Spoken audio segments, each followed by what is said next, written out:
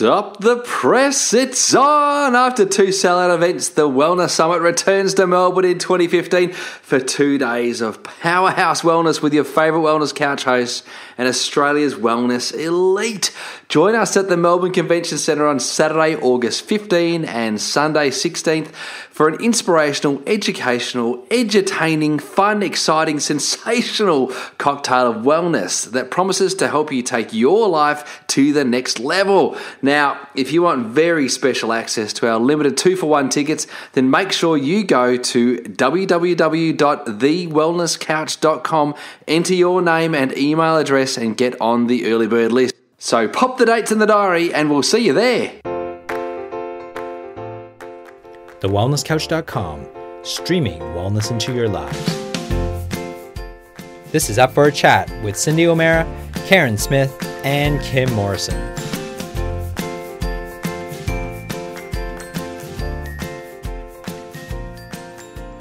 Here we are, up for a chat about the hottest topics that are important to you.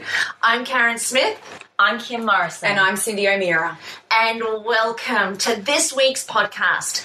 Now, you know, this week we've had some pretty serious debate about what we were going to be talking about because we've got so many different topics and subjects that we're so passionate about and we've got so much information that we want to share with you. So the general consensus today has been about the power of habit.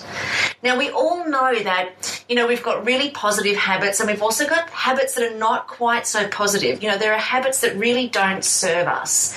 And I think those are the ones that we really want to focus on today because I think that, you know, for ourselves as individuals, and I know that you girls agree with me, for ourselves as individuals as well as for our listeners, you know, the habits that are great, that serve us, that make us feel good, that enhance our experience of life, you know, those are the habits we want to keep. We don't want to get rid of those. We want to keep those. In fact, we actually want to create more of them. And I think that between the three of us, we've actually got the skill and the ability to be able to share how we can create really empowering, positive habits that I guess serve us not just now, but into our futures. And I think that's really important. But I really want to start off, I guess, talking about habits and where they come from. Because what we try to do, and I was just at an event over the weekend, and I had this really gorgeous older guy come up and talk to me. You know, he was in his 80s, late 80s. And he came up to me and he said to me, he said, are you the motivational speaker for this event? And I said, yes, I am. I've been brought in to get everybody, you know, pumped and excited about life. And at 89 years old, this man says to me, he says, you know, everybody gets on the stage and talks about skill. Everybody gets on the stage and talks about the logic and the skill and the step-by-step, you know, sequences and methods to be able to create success. He said, but nobody actually gets up and talks about the mindset that's required to be successful. And he said to me, it's 80-20, you know, Karen. He said it's 80% mindset and willingness to be present and presence of mind. He said the other 20% is the how-to. And, you know, it struck me. It struck me like a lightning bolt because I thought, you know, most of us, we know that intellectually, but we never really articulate it. And we never really hold ourselves accountable for, particularly when it comes to habits, we don't hold ourselves accountable for the mindset that's going to both break a habit or create a new one. We just see somebody slim and think, oh my goodness, I want to be like her. Or we see somebody who has great health and we think we want to be like them or we want to eat the same way that they do. I've been guilty of it myself. I look at Kim and I want to be like Kim when I grow up. I've started my running, I really have. And I look at Kim and I think, well, wow, okay, so what does she do every morning when she wakes up? And what does she eat every day? And I think about what she actually does more than I think about who she is while she's doing what she's doing. Mm-hmm. What's the mindset between and behind who she is that makes her this fit goddess of spunkinicity? You're so gorgeous. But it's, it's that we look at. I guess it's what life presents us with in terms of contrast to what we actually have that makes us realise that our habits are not necessarily serving us, not necessarily good for us. You look at somebody who's addicted to heroin, or you look at somebody who's addicted to marijuana or addicted to sugar, or any kind of, I guess, habits that don't serve us. Those are the kind of habits that are not only they're self-destructive, but they're habits that are seated at a much deeper level. And I really want to go there in this conversation because I really want to open up Pandora's box about how we look at habits. So instead of us just trying to analyse our habits and consciously come up with the reality that we need to break the habit, it's not good for me, it's not serving me the way that I eat or the way that I behave, I need to do something different. We're still very much working on a very conscious level. But I want to throw something new into the ring today, and this is something that science is really experimenting with at the moment, and I think that it's really worth considering when we're talking about the power of habits. Because any behaviour, what we know, any behaviour, once it's learned, like driving a car, or brushing your hair, or brushing your teeth, or eating breakfast, or putting your underpants on, any behaviour, once it's actually learned, moves into the unconscious mind. It takes us out of the present, because that's what you said in the beginning. You said it's about being present. But when we do a habit, we're not present. Like, I can be driving down the road and wonder how I got to a certain place because I wasn't present, because I have a habit with driving and I go to the same places. And so it's to me, I figure a habit is not about being present, which you've just said, it's the unconscious. It's absolutely true. And it's a known fact. Once it's learned, it goes into the unconscious mind, and then it just becomes a habitual way of being. Now, what we've been discovering of late, though, is that the unconscious mind, there's way more to it. It's not, in fact, I don't even want to refer to it as an unconscious mind anymore, because I think it's an unconscious system. The unconscious is not just made up of the brain. The unconscious is actually made up of the heart and the gut. We've discovered, science has discovered, that there are 100 million neurons embedded in the gut lining that think for themselves. They are able to act, they are able to function independently of the brain. So if the gut and the heart are severed from the brain, they will still do their job and they will still perform their thinking functions for the body, as well as the digestive function and the blood filtration function. They have the capacity to perform their jobs in both areas. It's the most fascinating part about the human body. It blows my mind and bakes my noodle all at the same time. I tell you what. But Karen, can I just ask you? Yeah. Because I think you've really tapped something here. And I don't want to sound crass when I say this, but let's say I've got to get up and deliver a speech. Now, I have been speaking for 26 years. I know what it's like to stand on stage. I've done these talks many, many times. But today, for some reason, I have to get up and I'm speaking to a whole group of people that are, I don't know, I'm a bit nervous. I don't even think it in my head. I don't even know if I'm thinking in my heart, but my gut has got butterflies. I may need to go number 2s, even number 1s. But you just said something that just hit something for me, that that gut instinct, that gut feeling. It's my gut that feels it before my head processes why I'm nervous or why I'm upset or why I'm worried. My gut will talk to me far quicker than any other part. Is that what you're saying? Totally, and that's its job. See, from the time that we're born, we're taking in information that we don't even realise that we're absorbing. So everything that we're seeing, every experience, everything we see on television, we're taking it all in. Now, what the gut's job is to take in all of that information and create what are called, simplistically, rules of thumb. So that in a situation of fight or flight, the gut is able to act on behalf of the body for self-preservation. So the gut is a storage bank, if you like, of a whole bunch of rules of thumb. We were talking about this earlier. Say, for example, we hear a loud bang. Now, the gut's job is to hear the bang and tell the body to run, rather than hearing a bang, deciding what it is, whether it's, life-threatening, should I run, should I not run, oh my God, the last time I heard a bang, there was a bomb that went off, and oh my goodness, I had post-traumatic stress disorder, and I suffered depression, and oh my goodness, that means I don't be responsible. I can't see the brain doing this. No, but the brain actually does do that. The brain takes the experience, the brain takes the bang and searches through the data bank that's the unconscious brain that holds all of the information about the last time I heard a bang. Now, for me, being involved in the Bali bombing, there's a lot associated with that. However, the gut doesn't have all of that because the gut simply doesn't have the capacity to hold all of that information.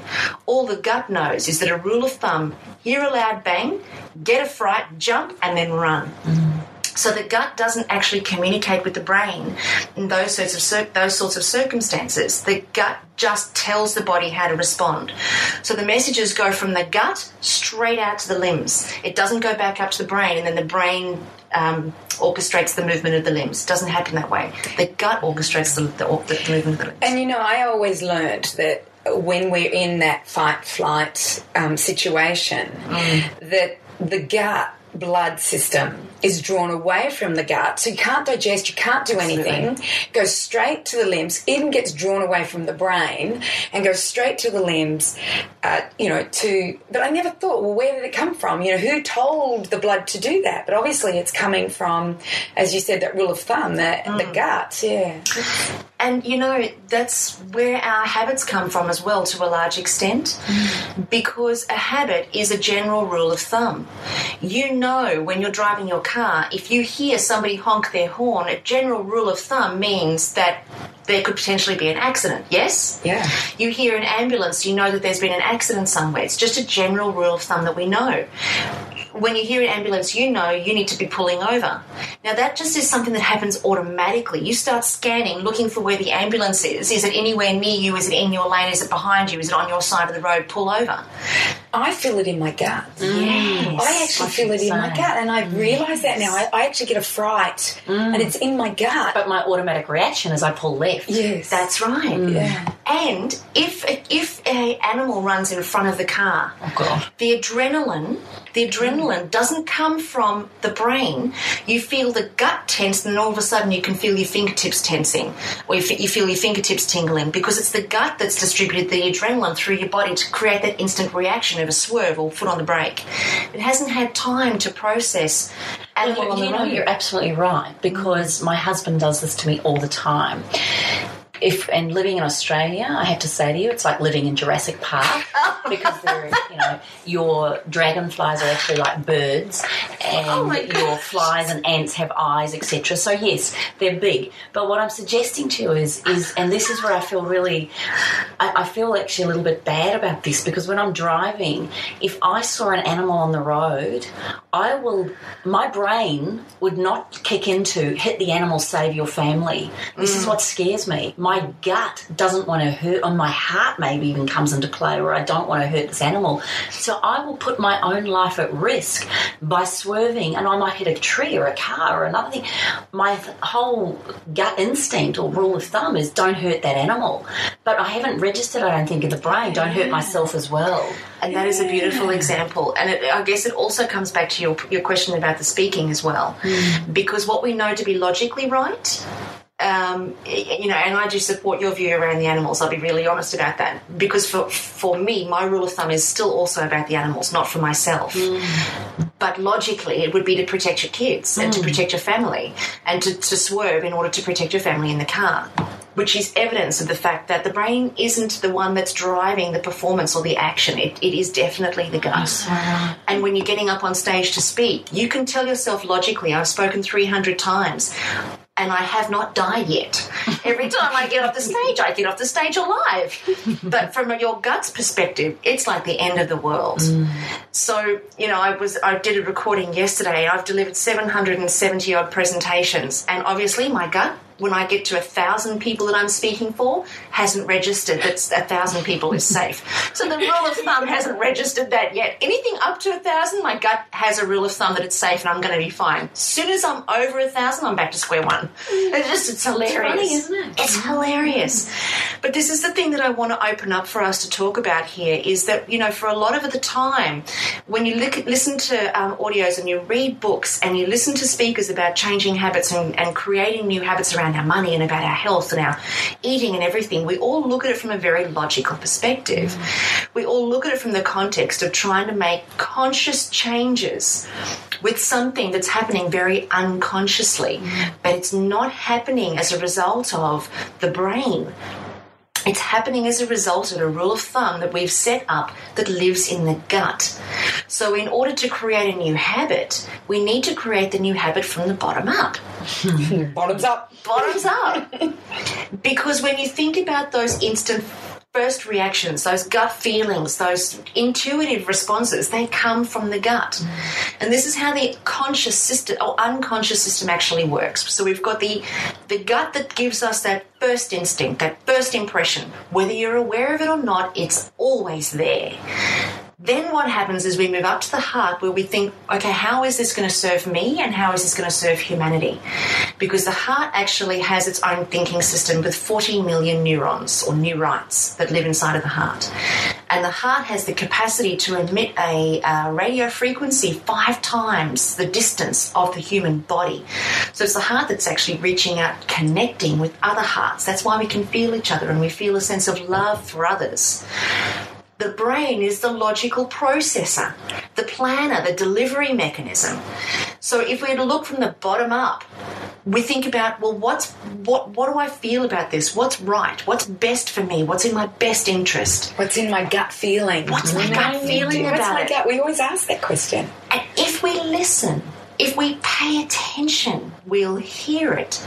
But most of the time, we don't because we bypass all of that. Not that we actually do bypass it because it's all happening anyway. But in today's society, we're so conditioned around action. We're so conditioned around results and planning. That's our culture. But unfortunately, our culture isn't serving us because look at us. We're exhausted, we're overweight, we're unhealthy, we're working too hard, we're producing results that we're not happy with, so we're in constant strive, which is constant fight or flight, which puts the body under greater stress and we're dying earlier. So things, and we're diseased, disillusioned and completely disappointed with our lives and we wonder why. We keep doing the same thing and expecting a different result. Insanity. But what's happening is we're listening and being driven by the unconscious system, but trying to blame it all on the brain, saying, well, I need to put in a new action plan, I need to come up with new steps and new strategies. Wrong. That's not it. It's all about going from the bottom up. What's my gut response to this? What does my gut feel? And then listen. And then get an understanding and a connection with how our heart feels about how is this for me and how is this for humanity. Because everything we do creates a ripple effect. And then we use our brain for what it's actually there for, is the constant conscious presence of mind in order to create the action plan to deliver what the gut and the heart as part of the unconscious system has created. Okay, so talk me through this. Yep. I've got a habit at 3 o'clock every day that I'm hungry and I want something sweet. So I want to go into the kitchen and I want to get a biscuit or a cookie or I want to do something like that. Or I want to get on the phone and it's my timeout. What does that say? How do I work from the bottom up? I think it's a classic that Cindy's actually written a book called Changing Habits, Changing Lives based on food, which is, to me, the gut, which is quite fascinating. I don't even know if you realise how powerful what you're doing and how it's changing lives. But talk me through that, Cindy, how I've got this habit of wanting something sweet. It's usually mid-afternoon. I don't want to do what I'm doing. I'm distracted. Why am I reaching for something? Is there more to reaching for something sweet, do you think? It's funny because I wanted to ask Karen the same question. Well, I'm going to you. I know you're going to me. You know, like I read a book, I don't know, probably in the last year, and it was about the power of habit. And it taught me that every single habit we have has 3 parts to it. And the first is the cue. So, the cue is it's 3 o'clock in the afternoon. Is it the time? Is that your cue? Or is it your blood sugar's dropped? Is that your cue? Or you just need time out? So we don't really, is it the time? Is it the addiction maybe? It could all be part of that. So once you figure out your cue, and then your routine, and your routine might be going to the fridge, opening up, getting a chocolate that you've made, of course, a cookie or a muffin, and then what ends up being is the result or the reward that you get. And the reward is you've taken time out, it's stopped you from doing some work, you've satisfied the addiction that you had. So these are... So just explain this to me here. Yeah. There's a cue. A cue. There's a routine. Yep. And then there's a reward. Yes. That's what my conscious mind is doing, or my subconscious? Well, where no, is it's that unconscious. Going? It's very unconscious because if you knew better, you would do better. Right. So the fact that that's all occurring, it's occurring as what's a rule of thumb, if you like. 3 o'clock comes and the rule of thumb is you get up from your desk, you go and you get your chocolate, you come back to your desk, you're consciously aware that you've eaten the chocolate. If you're trying to break the habit, you know what you're doing.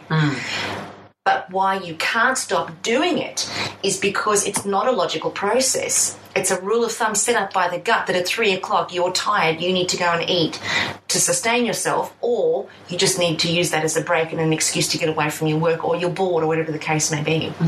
So you've set up a rule of thumb there that's become so habitual because you've been doing it for the last 10 years. You do something every day for 10 years or 5 years or 10 months, your body starts to get used to a rule of thumb. Everything that is learned, that's a learned behaviour, moves to the unconscious, and I'm going to say the unconscious system, not the unconscious mind, because some of it's going to go to the unconscious mind, some of it's going to go to the unconscious gut, and some of it's going to go to the unconscious heart.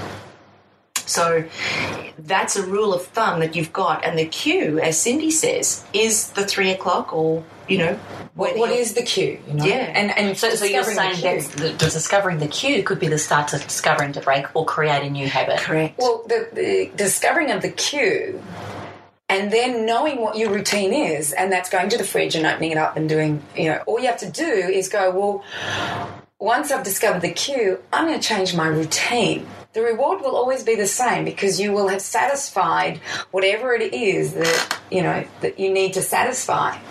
So a question I have is that a lot of people have been doing, the protocol, the 4-phase fat elimination protocol. They're losing 28 kilos. Their taste buds are changing. Their mindset is changing. They know the foods they should not be eating because they were the foods that will make them sick again. Their whole life is changing, but they have a habit that when they are emotionally upset or even emotionally happy, they want to reward themselves. They have this habit that they can't break. So how do we... my question is, how do we help these people who they know, like it is logical, and that's what you're saying, Karen, is that it's all logical, but it's the gut that's actually, the main stem of the problem. See, I look at you two as my gurus. I look at you two as the most intellectual and most informed women I know, and I'm sitting here trying to sound really intelligent on what I'm going to say here. But if I really strip it back, if I really look at it, I used to go and reach for the cookie. I asked that question because I used to do that years ago. One of the things I started to do without even realising it perhaps was I changed my cue or changed my routine. So now, for me, some of the routines or cues that I do when I want to reach for something sweet, because let's face it, even though there's 3 of us, we put ourselves out here to be, we are experts in our field, we're very good at work, we're healthy, we're fit, I'd like to say young, but we feel young at heart, all of those things. But there's times when we fall off the wagon. So for me, myself personally, when I go and do that, what I started to do was something different. So when I got that cue for me if I wanted something sweet, one of my cues now is, my routine when I get that cue is I'll actually go and put my running shoes on, and that's when I go for a run. So I used to be in a habit where I'd go for a run every morning at 6 o'clock every morning, and that would be my routine, and I'd love it. But at 3 o'clock in the afternoon, I'd still feel like something sweet. So what I've noticed I do now is I run when I feel like running. And often for me, my cue to run is when I'm fatigued, when I'm tired, when I'm bored, when I want to go and ring someone, when I'm going to have a cookie. So I now trust that at some point during my 24 hours, I will feel like that. There's a no-brainer for me that I will feel like I want to do something naughty or I shouldn't be doing. So now my cue or my routine for me is now I will go for a run or a walk or a swim. I'll jump in the pool. I'll do something that does not involve food. Another cue for me when I'm feeling negative or not great about myself, or I'm tired, or I want to reach for something sweet, is I'll go and brush my teeth is another routine. Because for me, the minute I have peppermint in my mouth, I don't want to put something sweet in my mouth. That's another routine I've now learnt to do. Is that why your teeth are so white? Because I brush them all the time. I'm sitting here looking at them and they're just glowing white. Maybe. But, the minute I have something like that, I don't have this cue to want to eat. So all of a sudden I'm realising it's not that my blood sugars have dropped. It's not that I need something sweet. I've got into a habit. A routine of doing something that I shouldn't perhaps be doing for the betterment of my existence. Or I'll, instead of reach for a cookie, I'll have an apple. I'm really consciously trying. So do you think this is what I'm starting to do, is to create new routines and break those old ones? Because I'm trying to sound intelligent, as I said, but I'm trying to strip it back and think, actually, all I need to do is to create a new routine. And that's right. Basically what they're saying is you're always going to have the cue and you always will want the reward. It's the routine you just need to change. So what I've done is that sometimes my cue is tiredness, coming home after work, tiredness, sitting down on the couch, turning the television on and flicking, because I don't want to do anything else, which is to me, it's a terrible habit to get into, because I know some people who can do that and stay there for 5 and 6 hours. So one of the things that I did to stop that routine was I did the body boost. I would go have a shower when I got home and I was feeling like that. And I'd use energy and vitality to do the body boost. And then I would feel refreshed and ready to go and make dinner and make a healthy dinner and do what I needed to do. So let's just explain quickly for someone that doesn't know what the body boost is, because this is what I've learned is another routine for me as well. And interestingly enough, Karen, when we were talking before we started recording about, I use smell a lot in my talks or in my descriptions of how we can support ourselves to be better human beings and changing our habits and all these things. And I'd like to say unconsciously, but what I've always done is I've put a drop of my energy and vitality or a drop of my lime or frankincense, whatever my favourite blenders or that oil at that moment. And funnily enough, I put it on my gut rather than smelling it in my hands. And I had an aha before when you were talking that, oh my gosh, the first place I actually place my anchor, my oils, my smells is on my stomach, and then I work my hands up and then I smell it into my hands. I've never known why I do that. Look at that. And so your body has known what it needed all along. You've just automatically been doing it. And our body does actually know that.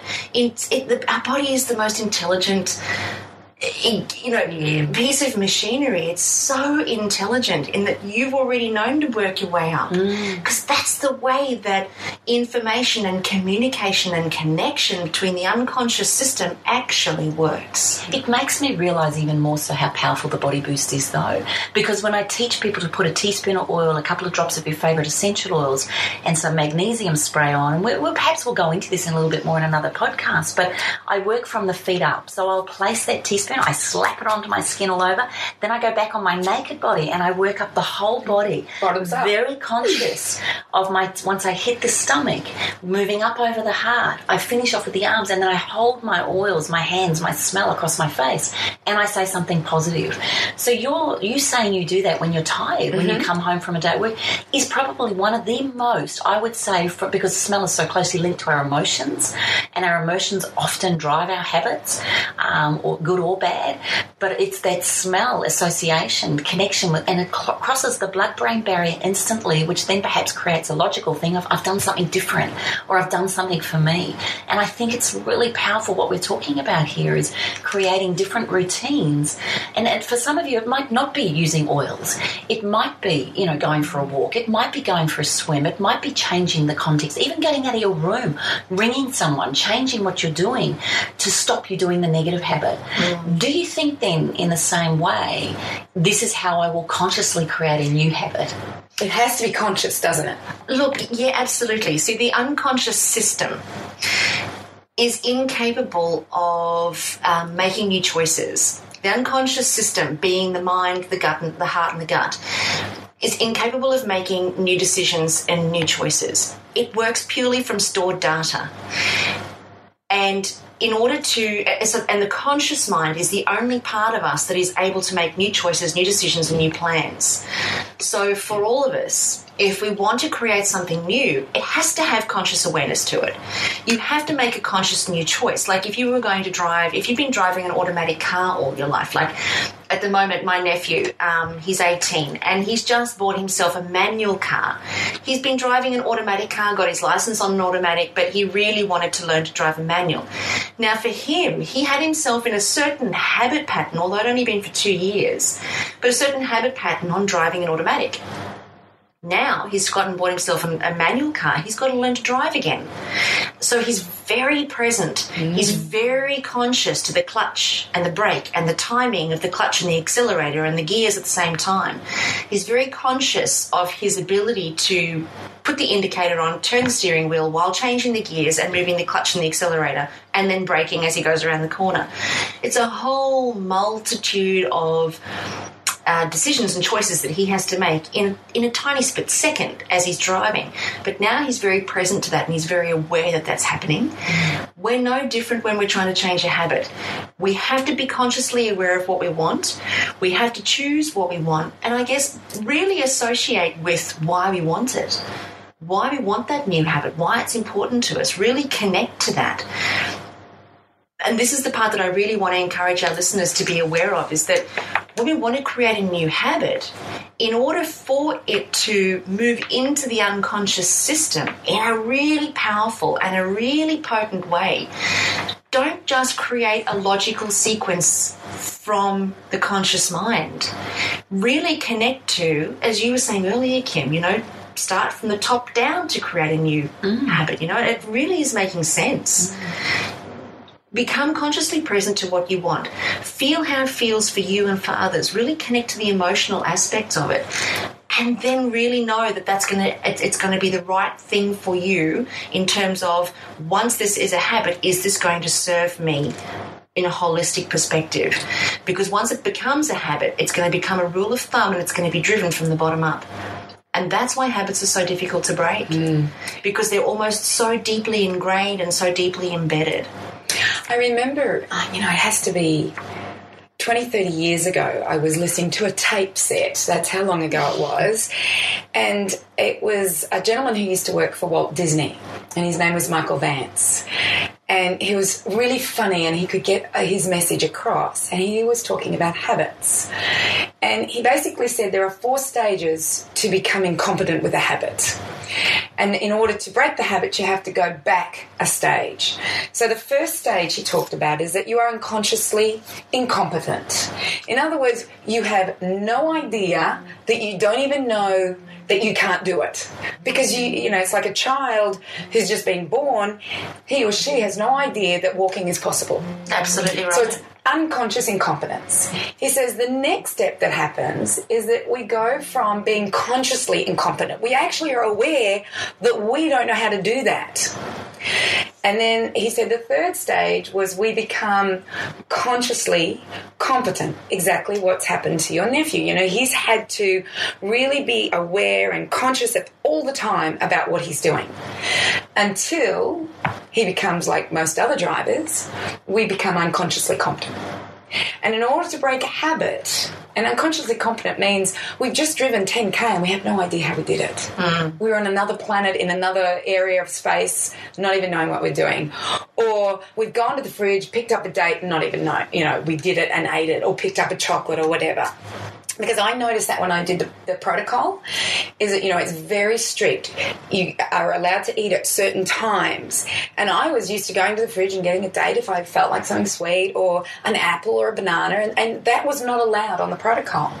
So I'd find myself in the first 3 days opening the fridge, putting my hand in, and not even know I was doing it. So it was unconsciously competent. And what I had to do is I had to become present and become consciously competent, so that I knew what I was doing at all times in order to break that habit of going to the fridge, picking up something when it wasn't in the protocol.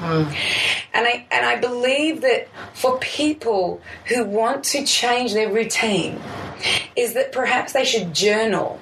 What is the cue that makes them go to the fridge to open it up? Become present, as you've said, and understand what you're doing every step of the time. And being present is like the power of now, Totally, yeah, Eckhart Tolle talks about this all the time. So if you are trying to break a habit, you must become present in the moment and know what you're doing. Figure out what your cue is. Create 4 different new routines for yourself. As I did the body boost. It worked straight away for me. But it might also be going for a walk. There are so many things that we can break a routine with, isn't there?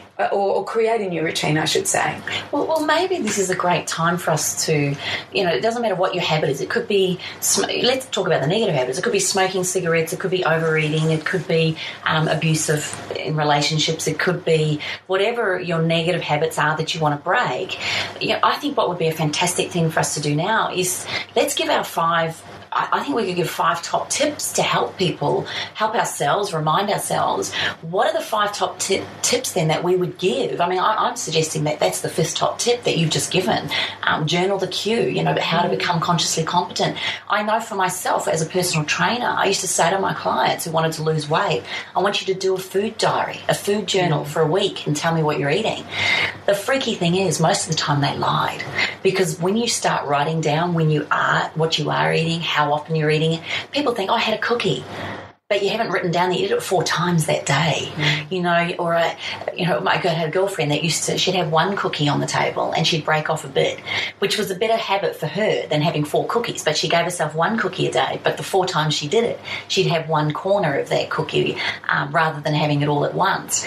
I think young mothers that are cooking and making food for their babies, often you lick the spoon or you finish off their plate and you wonder why after 2 years of having your children you've put on 10 kilos. It's these little habits that you're unconsciously even doing. So I think diarising, journaling, perhaps is one of the most important things to do to create a new habit. I actually think before we do that, you actually brought up another issue, and that is that there are addictions to habits. Right, yeah.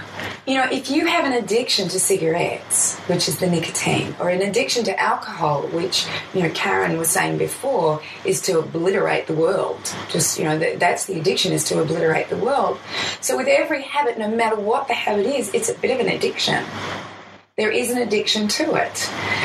I'm trying to think, I guess putting on your underpants, not knowing whether you put your left or your right in first, consciously, but unconsciously, but consciously, if you think about it, like if everybody thinks now, when you get up in the morning, you put your undies on, are you a left righty or a right lefty? Is there an addiction to that? And if you try to change it, you have to be consciously present to do it. So every habit probably has an addiction. So how do we solve the addiction? Is it coming, Karen, from the gut? Look, for addictions, there's 2 components to that. There's the physical addiction to the substance that the body becomes attached to, and it like for drug addicts and so on, and even alcoholics and food addicts. And food addicts for sure. The body becomes attached to that from a molecular perspective. So there's the physicality of the addiction, and then there's the mental aspect of the addiction, because every addiction comes with a payoff. And what I mean by that is that for most people, when they become addicted to something, it's more than the substance.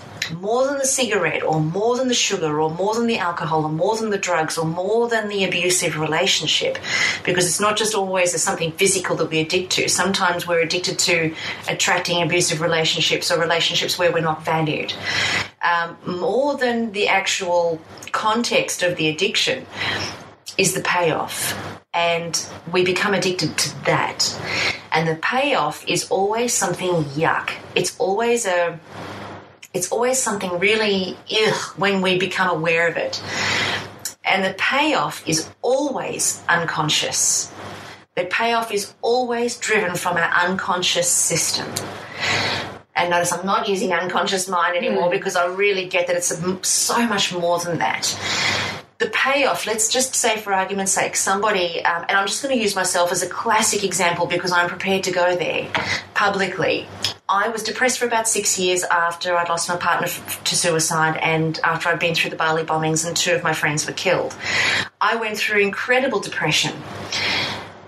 So I became a depressed person. And I was on antidepressants because, I was diagnosed as depressed and the chemical imbalances in my body were not functioning properly. And interestingly enough, just on that note, 90% of the body's serotonin exists in the gut. 50% of the body's dopamine exists in the gut. Go figure. Oh, wow. I know. And they say it's a chemical imbalance of the brain. And it's not. And science actually knows. Actually knows that those neurotransmitters exist in the gut. They don't know what to do with that right now, but they absolutely know that that's a fact. And the amount of people that go on Prozac and these antidepressants, for sure, the SSRIs, they're saying they're mainly placebo. Well, here's the thing. See, they don't cross the blood-brain barrier. So they don't actually penetrate into the brain where they believe they're going to make the most difference. So the drugs that are available for depressed people or schizophrenic people doesn't cross the blood-brain barrier. It goes into the gut, where it addresses the neurons and the neurites in the gut, hoping that it will then penetrate into the bloodstream, which will then eventually go through the blood, through the brain, but not as the synthetic form of the drug, as they're hoping that it will pass through the gut and convert to a new substance that will pass through the blood-brain barrier. To affect change. But the synthetic drug itself won't pass through. So they create something that will affect the serotonin in the gut, create something new, which then will pass through. Hopefully that makes sense. No, it does. And it's actually just given me a little sidestep, and maybe we can talk about this at another time. But what you feed your gut, and how much serotonin and dopamine it produces that affects the brain chemistry may have something to do with this whole depression problem. I'm doing research at the moment purely because I have been depressed, and I work with people all the time and hear from people all the time who have been depressed. But having been depressed myself, I know it. And I'm working on some research at the moment which is about how food affects our psychology. Because our psychology, if 90% of the serotonin and dopamine is in our gut, I want to know what our food is doing to affect that, because it's got nothing to do with the brain.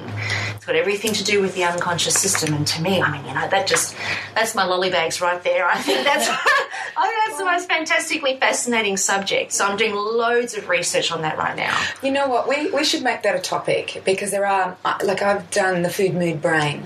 Yeah. And how the foods that we eat affect the moods in the brain. Yeah. So when you've done your research, and I know you do the same thing. Well, I know I keep going back to smell, but even, we know that if we use herbs and plants and things that smell good, we have a different association to that in our body and our whole reaction to it.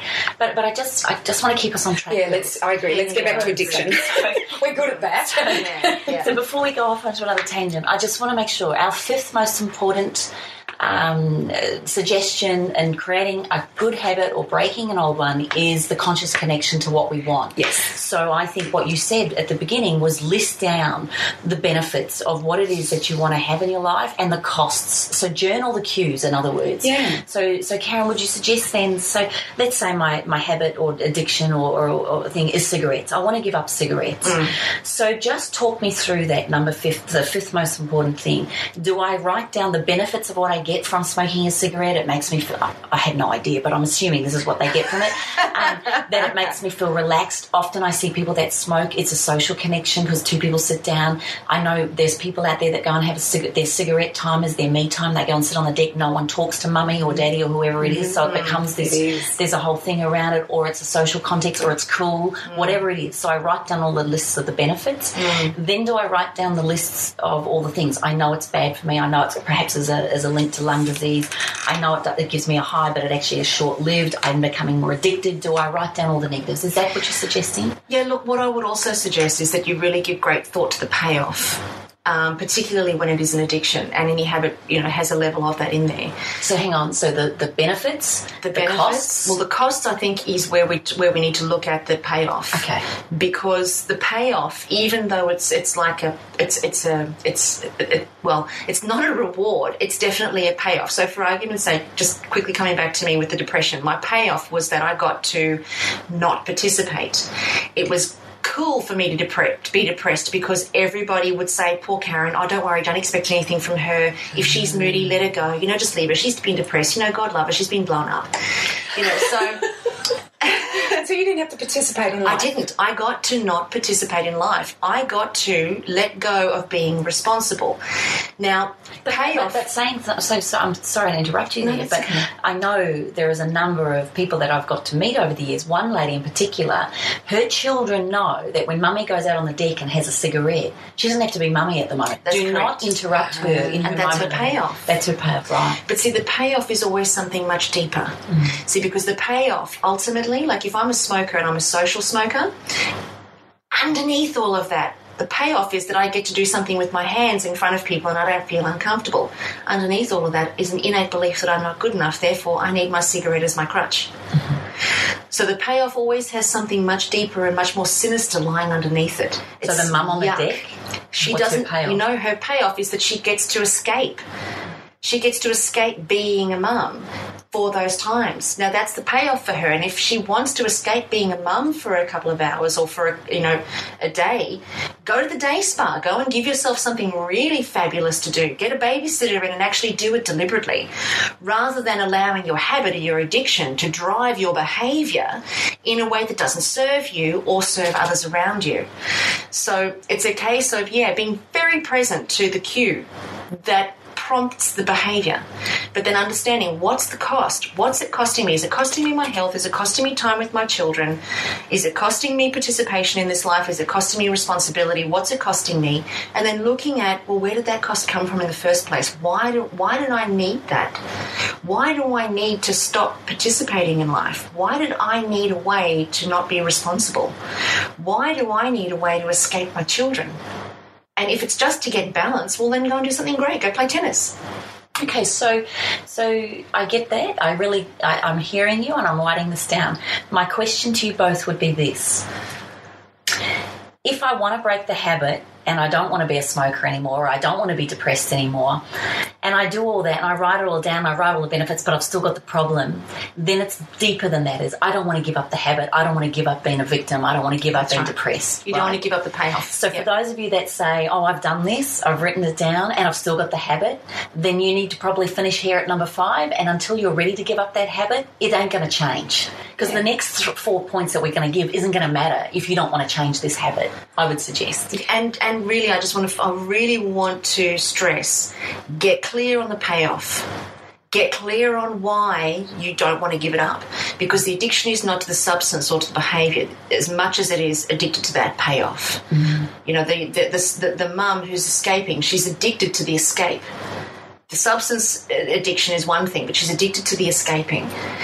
If somebody who's depressed is addicted to it's similar, it's addicted to escaping. It's addicted to the attention that they get. It's addicted to the not participating. It's addiction to that. Why do you want to be addicted to that? What's the point of that? It's not serving you or anybody else. If you're addicted to an abusive relationship, your addiction is to your constant belief that you're not good enough to have something better. Why do you need to be continually addicted to that? And I will actually say that there are some cases where a person can't do these things on their own, for these more extreme cases. Because if we knew better, we would do better. And in those cases, it's time to see a counsellor and let somebody help you through it, because it becomes such a habitual way of being, we don't know life without it. And you can't even create a new habit when you've never experienced life without it. There's a beautiful movie that's just it talks about what you're talking about, and it's called What the Bleep. Yes. Yeah, and when if people understand what you're saying or don't understand what you're saying about the payoff, go online and see if you can get What the Bleep, because it actually shows how the neurons keep firing to create the addiction. And when we create a bunch of neurons to do that, we become addicted to that firing of the neurons. Correct. We have to break the firing of the neurons, create a new pathway. And so... And it's often at that point we don't know how to do it, which is why I really value your point of sometimes we can't do, or we don't think we can do it alone, we give up. Yes. So get support, get help. So the fourth most important thing and way of creating a good habit is to be consistent. You know, like once we start getting into the habit of this, and if you still can't break it, I've been told, and I've always worked on the fact that it takes 28 days to create a habit, between 21 and 28 days. So I would be, if I wanted to get into a healthy lifestyle again, or even for people taking on the Body Boost, Cindy, I say this to everybody, take it on for 28 days. Do it consistently every day for 28 days. I don't care where in that 24-hour period you do it, but do it. If you miss a day, my suggestion is you start again until you do it for 28 days straight, and you know that it becomes more of a habit.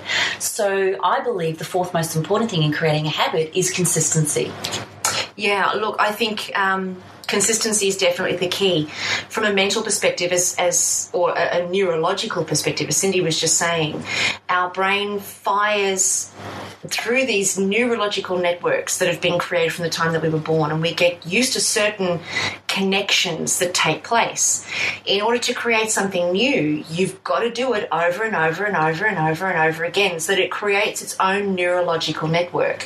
Or rule of thumb in the gut. Or, well, ultimately, rule of thumb. As you're doing it over and over and over again, let's say you're eating an apple instead of smoking, what your body is, what your brain is taking in is feel like a cigarette, eat an apple. Feel like a cigarette, eat an apple. Feel like a cigarette, eat an apple. Feel like an apple, eat an apple. Yeah. Not feel like an apple, eat a cigarette. I mean, oh my gosh. Smoke an apple, eat a cigarette. Yeah. Oh, yeah. But, you know, the brain is actually creating that neurological nest, if you like, that when you get that desire for a cigarette, you eat an apple. The more consistent you are, the brain actually creates that neurological nest. But what ends up happening from the gut's perspective is you just eat an apple. Rule of thumb, eat an apple. Rule of thumb, eat an apple. Because the gut doesn't have all of the other ancillary information about the addiction. It's not really interested in that. It's really only interested in the rule of thumb. Wow. Okay, so the third most important thing in creating a habit is to create a payoff. Create a reward is what we would suggest. So if we look at what that means to create a payoff, are you telling me then, you girls, that I create a payoff as in, so let's say I've gone for a run, do I create a reward? So the reward for me might be I do a body boost, or I'll have a magnesium bath, or that night I get to have maybe half a glass of wine with my meal. Is that a possibility? Do you know what I mean? Like, or a cigarette outside. Yeah, with an apple. With an apple. No, but what I'm asking you here is I'm wanting to create a payoff. So I've gone for my run. I've done it now. I'm on day 16. I'm doing well. But I just want to feel even more good about it. What's my payoff? What's my reward? What would you suggest for me? So this is where I think it's very important that we go from the bottom up again, in that when we're creating the payoff, when we've got an addiction or a habit that doesn't serve us, the payoff is always a huge unconscious driver. So what we want to do is create a very conscious driver that actually drives the behaviour in the first place rather than necessarily rewarding it at the end. So for argument's sake, you could say, if I have a visualisation of myself being a size 8, for argument's sake, and being lean, fit, athletic and strong, and having pictures all over my walls and, have a visualisation of myself running 10 kilometres with ease, I would really embed myself in that first so that then that drives my behaviour when I'm doing the new action. You know, you just hit a really interesting point there. Like, people say to me, oh, when I lose the weight, I'm going to buy myself a new dress. And I've always said it for years as a personal trainer, get yourself a new pair of running shoes now. Get yourself a pair of shorts that you actually feel good in now, no matter what your size is. Because when I put on those shorts and those new shoes, I actually feel good now creating that. And you know what? My reward and payoff in a couple of months' time is, oh my gosh, I'm going to give these to my girlfriend who's now on the same journey, and I'm getting myself my size 10s or my size 12s or whatever the next size down. I believe in rewarding myself along the way because I truly feel that sometimes if we say, I'm going to do it, I'll buy my new jeans when I get to size 10. Sometimes size 10 never comes, and I feel really disillusioned, disappointed, and I want to give up. So I want to have a pair of jeans that I look good in now on a size 14. And I know the reward. I don't mind spending another $100 on a pair of jeans because now I'm buying a size 12. So to me, I think the payoff is always in the moment of where we're at too, rather than waiting for something that may never happen. Plus, the reward of not smoking, the reward of eating an apple, the reward of doing, not emotionally eating, the reward of going for a run speaks for itself, doesn't it, in the end? It's like this, I feel so much better doing this. Well, for somebody who's already doing it, yes, it feels like that. But for somebody who's at the other side of it and it's only just beginning, for them, they don't have that frame of reference. It's almost like if we knew better, we would do better, but we don't even know what better is for a lot of the case because we've been so habituated in our behaviour and so habituated in what we've been doing that we've lost all frame of reference of a new possibility. We don't even know what that looks like. So I think Kim's point in terms of do what makes you feel good now so that then that drives your behaviour is really important. And, even coming back to that serotonin in the gut, when you do something that makes you feel good about yourself now, it almost wakes up that serotonin and allows it to function through the body in a beautiful way. Whereas if we're bashing ourselves up about the fact that we didn't get it right or we made a mistake or we weren't consistent, then that just puts us back to square one where we're still then addicted to the payoff of I'm not really good enough in social situations, I need my cigarettes. And sometimes it is painful for people to do a new habit. Some people think that it's hard to go for a walk or it's hard to get out there and exercise or it's hard to change their eating habits. But what I found is the pain of doing something new and different but better for you is much better than the pain of regret of not doing it in the first place. Exactly. Yeah, I just had a quick idea, and I know that we need to keep moving on this. I just had a really instant idea there. There's something that's really crucial for people who don't have a frame of reference of what's possible, and that is modelling. When, I look at you, for argument's sake, Kim, and like I said, I want to be you when I grow up, it would be like me modelling you in the context of I don't know any other way than what I know.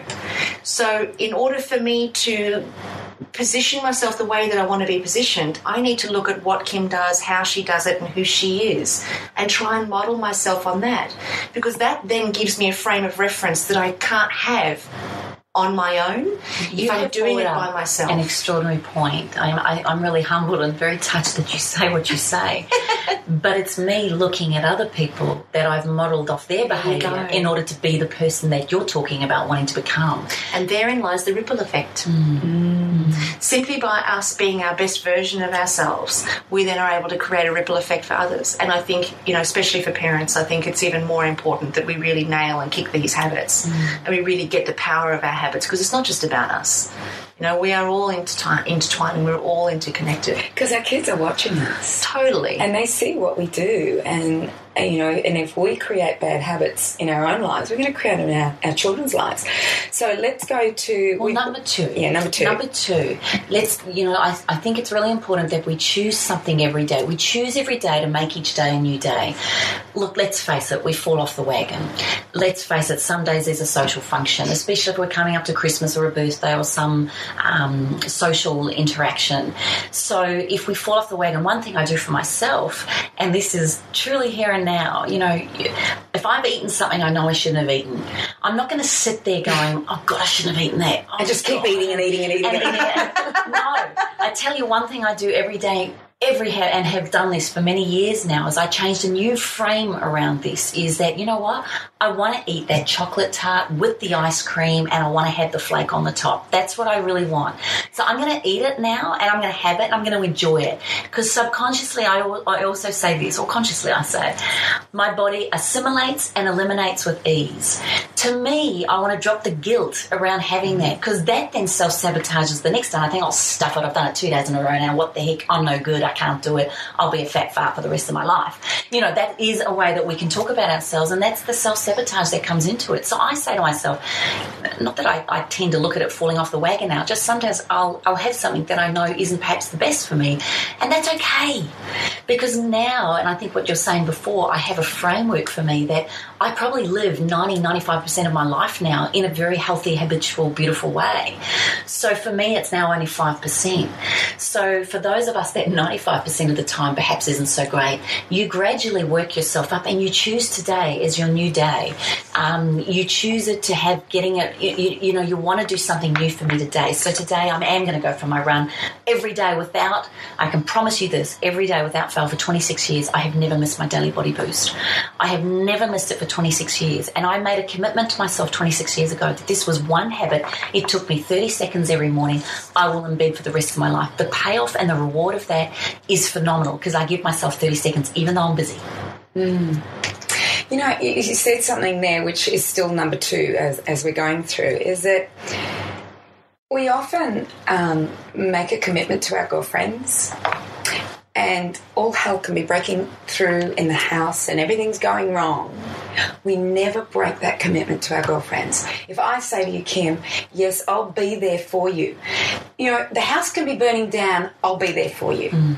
But when we make a commitment to ourselves and the house is burning down, we do not keep our commitment to ourselves. True. And I think we're a bit more important than the girlfriend. I really do. And I just feel that we need to, when we make that commitment on that daily basis to ourselves, no matter if the house is burning down, we really need to, as you say, self-care is not indulgent, it's actually essential. So I want people to realise that when they make a commitment to themselves, it's like making a commitment to their girlfriend. You won't break that. You will help them as best you can. But when you do break that commitment to yourself, your self-esteem, and that's what we've been talking about here, your self-esteem just goes down that little bit more. So it's really important that on a daily basis, if you make that commitment, you go, right, I'm going to do it. And it's not even so much that you're not going to be as good a girlfriend by not doing that. Mm-hmm. You, in fact, become a better girlfriend, a better wife, a better mother, a better nurturer, a better provider when you give to yourself first. And that's what I believe we're talking about here, are habits, that are positive habits that make you the best version of yourself in order to create that ripple effect amongst your friends, family, girlfriends. And then you become the model. And then that's why people come up to you saying, I want what you've got. I want to do what you do. How do you do it? Yeah. I don't know how we all do it. If I was really to analyse it here, all I know is we all make a commitment to ourselves each and every day to be the best possible version of ourselves. And on the days we're not, and one of us has fallen off the wagon, that is when the beautiful support, mentoring, and role modelling and other people come in to help you up. You don't have to do this alone, but you do have to let people know you need the help or that you want it. Yeah. Can I move into your house for a couple of weeks? Love you too. You'll be running every day. I will be running every day. Now let's do number 1, because I think number 1's really important, and that is to celebrate getting it right. So I want to tell you a story about a friend of mine who married someone who was addicted to illicit drugs, and he chose not to do drugs again. He did Drugs Anonymous, I think it was, or just like Alcoholics Anonymous. So he did that, and he made the decision not to do it again. 3 months after he'd made that decision, he fell off the wagon. She was furious, and she rang me up and she goes, I can't believe what he's doing. He's going. I said, hang on. What's happened is he's just spent 3 months clean.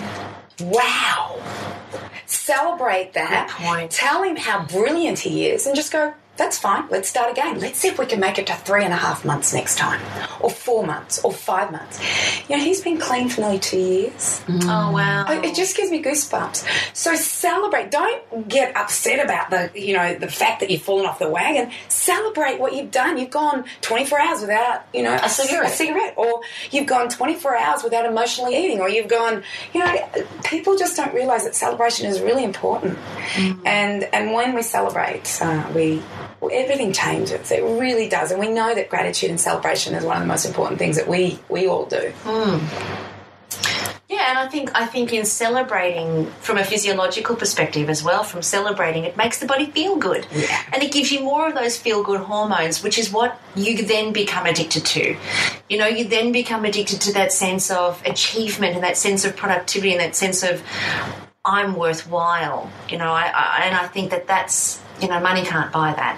I think that's really what it's all about. And we talked at the very beginning, I talked about butterflies in my stomach, feeling sick to the core about having to speak or do something. We also can have beautiful butterflies in our tummy when we feel good. And that's perhaps the little shift, is creating that, when you get that excitement about seeing someone for the first time, or you've just achieved something, or you feel those butterflies can be just beautiful butterflies too. So I think today has really been about creating great habits, breaking the old, using support networks, but also getting some great role modelling and mentoring if you can't do it on your own, because that's often the key. And we'll put those 5 steps on our great idea. Yeah, on the Facebook page. Yeah, I think that's a great idea. I think because at least it gets people thinking differently about their behaviours, and it gets people thinking differently about why they do what they do, and is it really serving them? Because I think it's time for us to clean up. It's time for us to clean up. It's time for us to be responsible for who we're being. Not just what we do and the results that we produce in our lives, but it's about who we're being as well. And I think that, the beginning of everything magical occurs when we get a shift at who we're being about our cigarettes and who we're being about our habits that don't serve us, also the people in our lives. So, yeah, let's get them up on the website so that everybody can see them and access them whenever they want to. Now, those 5 tips are going to be on the website at wellnesscouch.com, and they're also going to be on the Facebook page. Now, you guys can post on the website at wellnesscouch.com/up for a chat. Now, we really want to hear your feedback on today, because we know that this is a fairly deep topic, and we know that there are lots of us out there who have got habits that are awesome, and there are habits that don't serve us. Welcome to the human race. We are all the same. So please jump online, post your comments, post your feedback, and follow us on Facebook. We really want to hear what you've got to say. And also, if you've got any ideas of what you'd like for us to talk about on Up for a Chat, that's also the perfect place for you to post your comments and ideas, and we're accessing them daily, so don't think that they go missed. So thank you so much for joining us here. Next week, feel free to join your professional reminders on Up for a Chat and be part of the ripple effect that's changing the world. Thanks for having us. This has been a production of TheWellnessCouch.com. Check us out on Facebook and join in the conversation on Facebook.com/The Wellness Couch. Subscribe to each show on iTunes and check us out on Twitter. The Wellness Couch, streaming wellness into your lives.